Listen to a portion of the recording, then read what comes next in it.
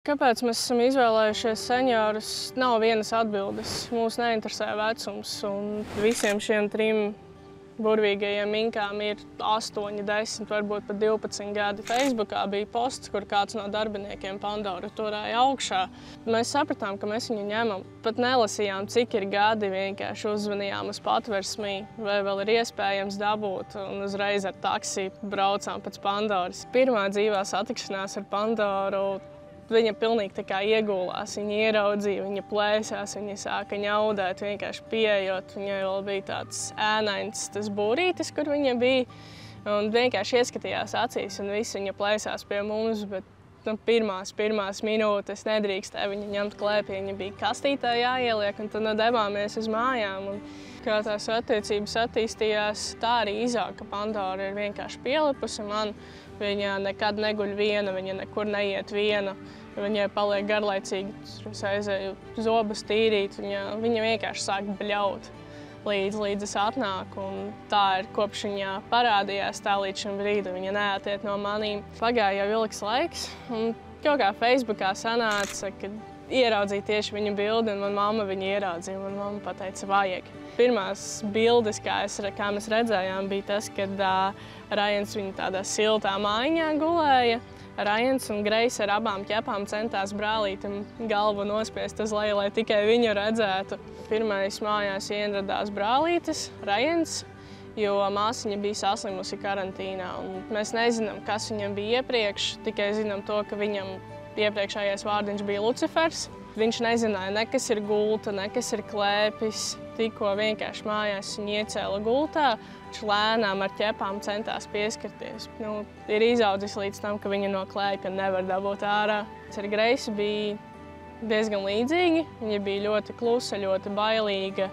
Ieraugot brāli, viņai viņš nebija vajadzīgs, viņai vajadzēja iepazīt jauno māju. Un tāds pirmais iespējas, ko es atceros, kad mājās ir garšvielas kapītes, tas viss no Rajana tika notīrīts. Pirmās stundas laikā viss bija apgriezts otrādāk. Par Sofi fondu runājot, tas ir bijis ļoti milzīgs atbalsts mūsu ģimenei, ne tikai mums kā cilvēkiem, bet arī četkārainajiem. Paņemot jau pirmajās dienās Pandorai sākās dažādas problēmas, kas bija neizārstēti vīrusi no patversmes, kas gandrīz beidzās ļoti bēdīgi. Bet ar Sofiju iesaistoties, mēs sapratām, kā tas strādā. Mēs devāmies uz klīniku.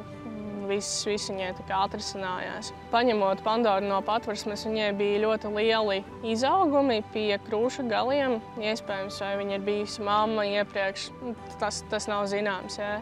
Un ar laiku viņa sāka asiņot mājās. Un tad tāda pirmā operācija, kas viņai bija tieši šo izaugumu nogriešana ar anestēziju, ko arī pateicoties Sofi fondam mēs veicām, kā arī viņai aptīrīja zobiņus, jo vecums savu dod. Bet izmantojot Sofi fondu, mums sanāca ar visiem trim doties vienā reizē uz operāciju. Greisai ir vairāk vispār ticis no visām tādām problēmām.